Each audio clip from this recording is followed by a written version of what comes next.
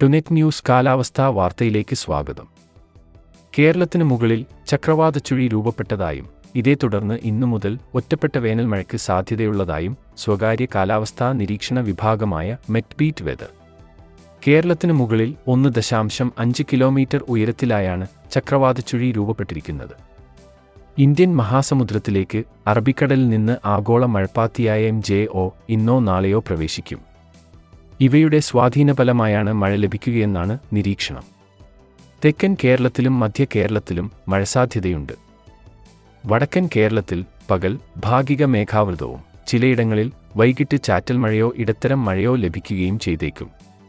മലയോര മേഖലകളിലാണ് പ്രധാനമായും മഴ സാധ്യതയുള്ളത്.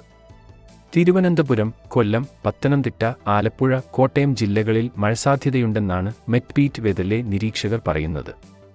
വടക്കൻ കേരളത്തിൽ മലപ്പുറം, കോഴിക്കോട് ജില്ലകളുടെ കിഴക്കൻ മേഖലയിൽ മഴ ലഭിച്ചേക്കും. വയനാട്, കണ്ണൂർ ജില്ലകളിൽ ചാറ്റൽ മഴയ്ക്കുള്ള സാധ്യതയും നിലനിൽക്കുന്നുവെന്നും മലപ്പുറം ജില്ലയുടെ 1-2 പ്രദേശങ്ങളിലും ചാറ്റൽ മഴ സാധ്യതയുള്ളതായും മെറ്റ്ബീറ്റ് വെതർ പറയുന്നു. തെക്കൻ തമിഴ്നാട്ടിലും ലോ ലെവൽ സർക്കുലേഷന്റെ ഭാഗമായി മഴ ലഭിക്കും.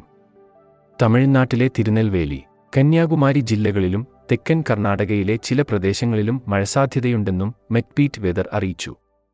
സംസ്ഥാനത്ത് ഇന്ന് 9 ജില്ലയിൽ മഴ സാധ്യതയുണ്ടെന്ന് കേന്ദ്ര കാലാവസ്ഥാ നിരീക്ഷണ വിഭാഗം അറിയിച്ചു. തിരുവനന്തപുരം മുതൽ പാലക്കാട് വരെയുള്ള ജില്ലകളിലാണ് മഴ സാധ്യത. അതേസമയം ഉയർന്ന താപനിലയ്ക്ക് സാധ്യതയുള്ളതിനാൽ ഇന്നു മുതൽ ഏപ്രിൽ 1 വരെ 10 ജില്ലയിൽ യെല്ലോ അലർട്ട് നൽകിയിട്ടുണ്ട്. കാലാവസ്ഥാ വാർത്തകൾ കൃത്യമായി ലഭിക്കാൻ ചാനൽ സബ്സ്ക്രൈബ് ചെയ്യുക. നന്ദി.